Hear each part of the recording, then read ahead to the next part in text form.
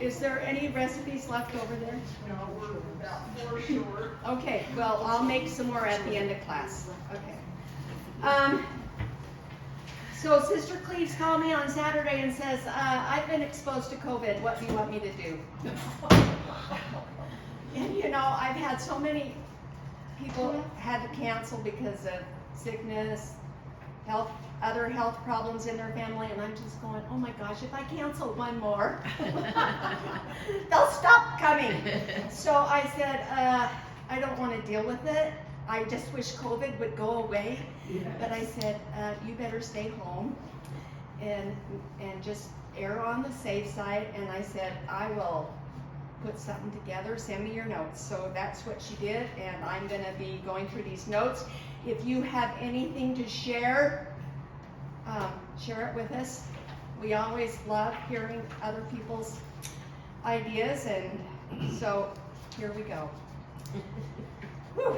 Okay, a little bit of history. Now, Suzanne said she's never, but it says rhubarb is thought to have originated in northwest China. Was once the subject of hot dispute between Russian czars and Chinese emperors. Rhubarb, as first written about some 2,700 years ago in the Divine Farmer's Herb Root Classic, one of China's earliest known pharmaceutical texts, was prized for its medical value of its root. They have a remarkable ability, now this is interesting, to cure dysentery, diarrhea, and constipation. It was the Pepto-Bismol and X-Lax of the pre-industrial age, and a key export of China, which is interesting. And then it says the Silk Road, this must be a book, the Silk Road, 2,000 years in the heart of Asia. Historian Francis Wood quotes the ambassador to, I can't say this, Samarkand in 1405, who enumerated the good stuff that came along the Silk Road from China. Silk, satin, musk, rubies, diamonds, pearls, and rhubarb. Wow. In the 17th century, Russia, rhubarb was so valuable that much of the country's treasury was derived from the medicinal sale of the imported rhubarb root. I mean, who would have thought? When Chinese emperors and the Russian Tsar had a border dispute, withholding rhubarb was China's biggest weapon. That is so interesting. Isn't that interesting? It is. So, okay, and then it says the homesteaders brought rhubarb crowns with them. When the homesteaders moved on and the farms crumbled back in the ground, the rhubarb patch often persisted. So it stayed around. So the same is true of modern day cities. Every time a house in an older neighborhood is demolished, the rhubarb often remains. Okay, nutrition value. It is loaded with antioxidants, a good source of fiber, which we learned about, high in vitamin C and K and potassium. And the leaves are poisonous, and they contain oxalic acid, which is, if you've ever had gout, you wouldn't want to eat the leaves. But anyway, so the leaves are poisonous. But I read somewhere on on the internet that they're not as poisonous as they originally thought they were. Like 11 pounds might hurt. And you'd have to eat a lot of it. Yes, There was spinach and everything. yeah. There's a young couple that lives in our area, and he saw that big, beautiful rhubarb plant out there. He didn't really know much about it. He thought, ooh, look at those green leaves. He gathered them up, washed them, and made a green smoothie out of them. Oh. Did he die? And he didn't die, but he went to the hospital. Oh, just gonna say, he had a little gastric. Oh my Yeah, he was gosh. sick for quite a while. Oh, I bet. Oh. All right. Do you know if rhubarb is a fruit or a vegetable? Vegetables. I think it's a fruit. Fruit to fruit. There is a lot of debate, I'm gonna say and vegetable. I read that it is a vegetable, That's what but people treat it as a fruit. In New York, they declared it a law if it was a fruit, and I'm thinking, who has time to make a law. Rhubarb is, I mean, isn't there anything better that they need to do? But But that's, that's the stem, not what makes the vegetable. Right. yeah, but people use it as a fruit because you add sugar and all that stuff to it. And it's from the buckwheat family, which is interesting. The buckwheat family. And it grows really well in cold climates, and they said in Alaska it can get very big. So, My parents grow it and they're so thrilled because that's their garden is The rhubarb? rhubarb in Island Park. And it will grow. yeah, yeah. And do you know when National Rhubarb Pie Day is? Today. No, now listen. National Strawberry Rhubarb Pie Day is June 9th. And I thought I should have made a strawberry rhubarb pie. But National Rhubarb Pie Day is January 23rd, and I thought, well, that's an odd time. You have to freeze it. Right? Well, yes. And I thought, well, I don't know who decided on that. But anyway. Janice put it up in fruit jars. We've started bottling it. And what do you use it in when you bottle it? A dish. Crisp, you can put it in your muffins or And you whatever. have really? Yeah, and we can just eat it as fruit, even though it's fresh fruit. Yeah. Would you crush it? Yeah, so Lisa, didn't you tell me that you were getting ready to, thinking about bottling? Yeah, you can bottle. Well, yeah, she just said that. Yeah, she does. So you might ask her, You should have brought a bottle. you should have brought a bottle. So we have some rhubarb freezer jam, and this looks like jelly, Murray. Is that what that is? That's what she said. All right, so, oh, is this from Carol? Carol made that, okay. So there's, okay, that's all the notes I have. And if anybody would like to take rhubarb home, we have brought a lot. Kathy brought a lot from her garden. And so you can take some home with you. I was gonna say one of our favorites at my house, except my husband, is chop up your rhubarb into 1-inch squares and boil it until it really basically is not much left. Strain all the rhubarb out, add sugar. I was gonna say, there has to be some sugar along the way there. Add sugar into the water, and some jello or strawberry jello, and then bottle it as a syrup. And it is wonderful over pancakes, over crepes or anything. It's just incredible. Okay, well, some of these jam recipes has Jello in them too, so, yeah.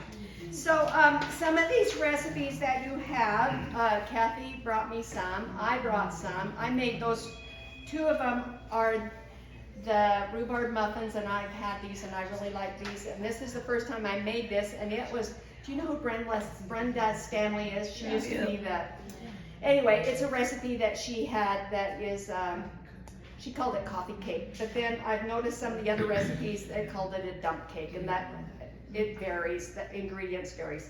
So, you can try. I was gonna say, when I do it, I cut my rhubarb in 1-inch squares and then put them in like 4 cups or whatever I think I'm gonna use them and freeze them. Oh, Then yeah. I have them all year. I mean, and it's just great because I usually do them in 4 cups because that's usually what my particular recipe calls for. But it's great because you can just pull them out and you've got them all year instead of having to worry if you can't bottle. Oh, yeah, that's great. Yep, good idea. So I have a funny, my grandson was little and I made a pie. And he cried and he said, Grandma, why did you put rhubarb in that pie? So he sent me a video the other night and he had helped make like a bread pudding with rhubarb. So it was cube bread, 3/4 cup of sugar, and the rhubarb. And he said, Grandma, I like rhubarb now, even if I cried for the pie. That's cute, okay. So you can find bread pudding Yeah. with rhubarb, okay? There is just tons of recipes. And I saw a cookie online too. A cookie. Okay. Something else to add to your rhubarb, like you can add strawberries, but also if you slice like oranges and cook it with your rhubarb when you're cooking it, either put it in a bottle or just eat it as fruit, whatever. It gives it a little different taste, takes away that, Tart, that. Do you leave the skin on? that, what it leaves in your mouth. So, okay, you add a little bit of orange juice. No, the orange itself. The rind makes it real, the rind, yeah. Really? Slide it up. So you chop it up. Just slice up the orange and put it in, and it kinda cooks up somewhat. Oh, wow. Okay, okay. I make zucchini bread and use half zucchini and half rhubarb. Oh, that would be good, that would be good, yeah, great ideas, great ideas. So making the rhubarb jam, my family in Wyoming, we do pretty much the same recipe, except they put a can of blueberry pie filling in it. So you have rhubarb blueberry jam, and it's. Really? Oh my gosh, okay, I would have never thought that, okay. I saw another version of that and used, cherry pie filling. Yeah. Oh, okay, so instead of blueberry, add cherry pie filling, okay. It makes Gives a it a little wonderful different. pie, like those three are good in a pie too. Oh, wow, all right. I have a question. Do any of you make rhubarb pie? Yeah. Okay, so do you, Rob's mother and his grandmother used to do this. They take a 9-inch pie pan and make the bottom crust and stack the rhubarb in there so it looks like a pyramid. Okay. On top, Because it's it so goes tall. down. Well, then they'd make the other crust on top and poke the holes in it for vent, throw it in the oven and bake it. And it would always overflow. I mean, they always ended up cleaning the oven after Oh, never couldn't understand why they didn't put foil under it to start with. But anyway, so it was taken out and let it cool. Then they would both slice that upper crust off, flip it upside down in another empty 9-inch pie pan and spoon half the filling back into that crust. And I mean, it was the weirdest tradition. So I just made 2 pies. So why did they flip it over?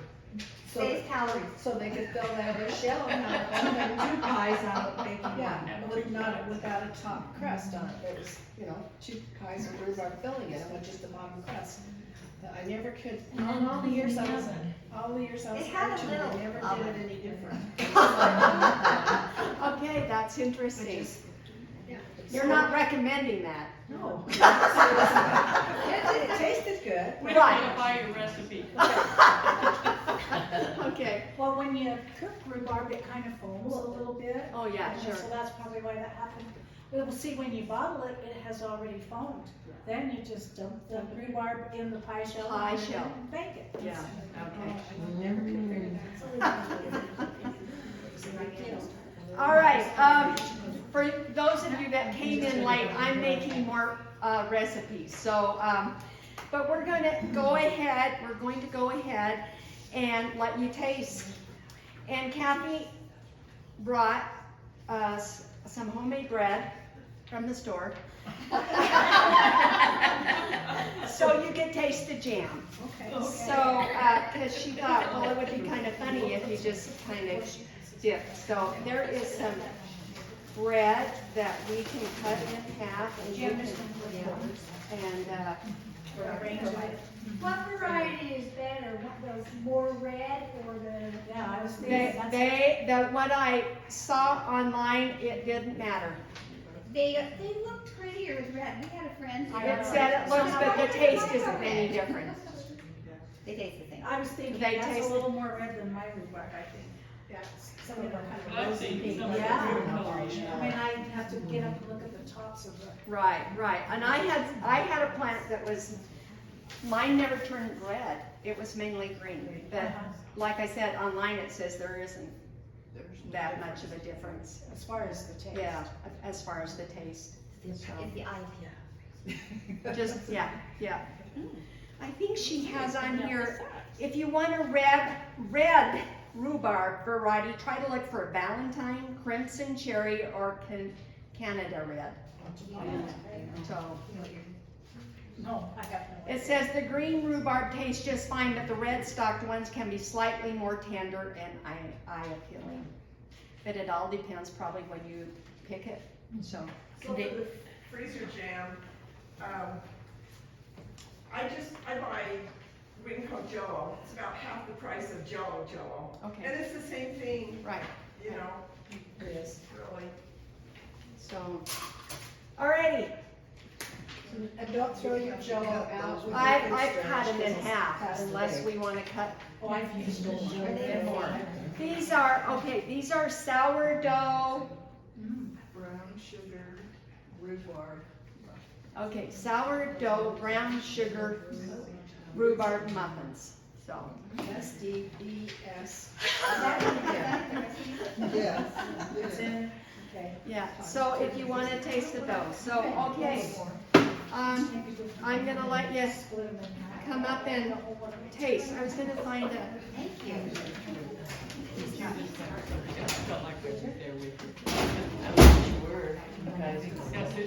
alrighty. Serious.